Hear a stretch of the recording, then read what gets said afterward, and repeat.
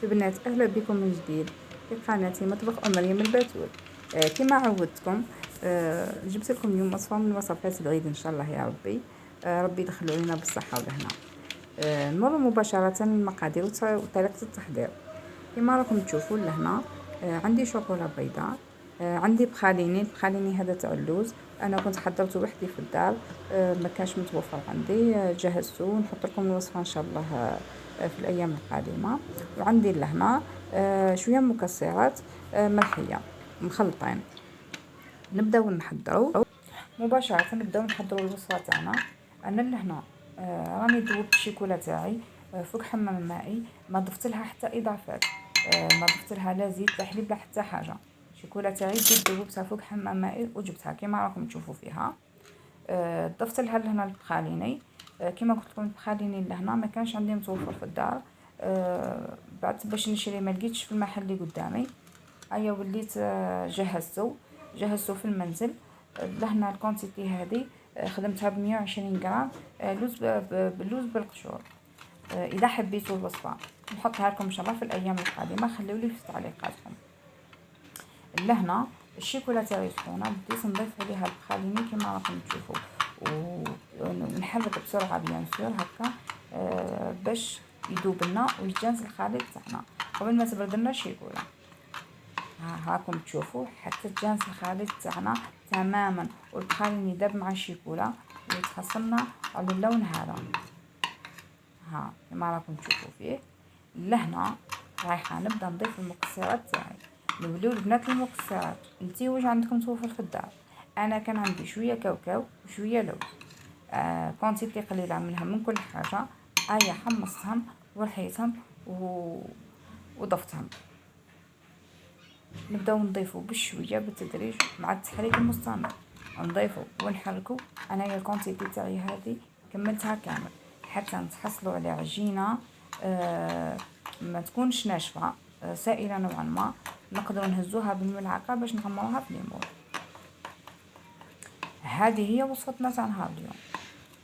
يعني سهله ما فيهاش مكونات بزاف، وخصوصا للنساء العاملات، يعني اللي تكون مزروبه ما عندهاش وقت تقدر تحضرها. وزيدوا اكدوا لي فوق هذا كامل الطعم تاعها، يعني فريمون هايل. جربوها البنات مش راح تندموا ان شاء الله، وردوا لي في تعليقاتكم.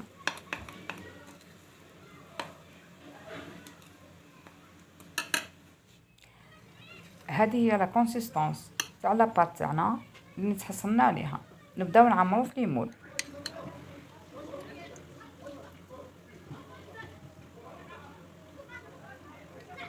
نعمرو هكذا بالملعقه كما راكم تشوفوا فيا. انايا كنت عمرت المول حتى الاخر كما تشوفوا هكذا باش تجينا الحبه عاليه. نكملوا نعمروا ليمون تاعنا ومن بعد مباشره راح نحطوهم في الثلاجه يحكموا الرحم. تجمد الحبه تاعنا ورايحين نديمو ليهم.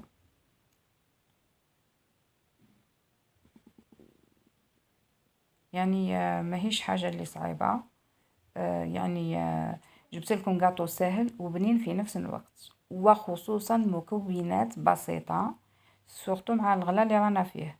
على بالكم بلي اسعار الحلويات كامل راهي طلعت. يلا مباشره انا هنا كنت جهزت الصابلي تاعي من قبل. الصابلي وصفه عاديه يعني اللي معرفه نعتمدها من قبل. كما راكم تشوفوا بعد ما ديموليت الحبات تاعي من المول كما راكم تشوفوا راني نلصق فيهم الحبه تاع الكاطو تاعي فوق الصابلي هكذا. لصقيه انتي واش عندك. اذا عندك شوكولا دايبه من الاحسن، اذا عندك الكابريس ليكيد طوفيا اللي عندك تقدري ديري به. نجهزوا الكاناش تاعنا، كاناش مونطي باش نزينوا به. لهنا كما راكم تشوفوا انا جبت لك كريم فريش خاصه بالحلويات، تكون 35% مواد دسمه. رايحه نوزن لهنا 200 غرام تاع لا كريم فريش، وعندي 200 غرام تاع الشوكولا. الشوكولا لهنا انا استعملت شوكولا بالحليب.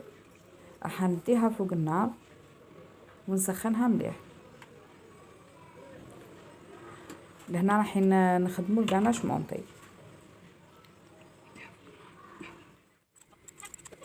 انا حطيتها فوق النار، سخنتها مليح، وبعدها ضفت لها الشيكولا ومع التحريك المستمر حتى تذوب لي الشيكولا، وبعدها ضفت ملعقه زبده كما راكم تشوفوا. نجيب ان بات تحصلوا عليه ولا نيلو كما راكم تشوفوا، يكون خاص بالحلويات. راح نغطيه مباشره مع السطح تاع الكاناش تاعي، ونحطه مباشره في الثلاجه حتى يحكم روحه.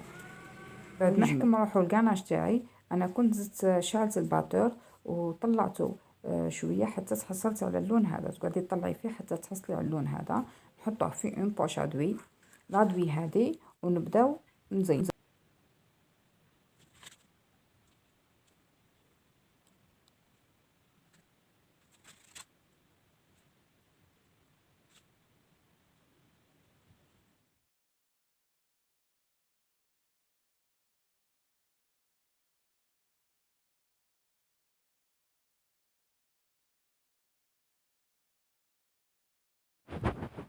البنات هذا هو الكاطو تاعنا، راه جاهز للتقديم كما راكم تشوفوا.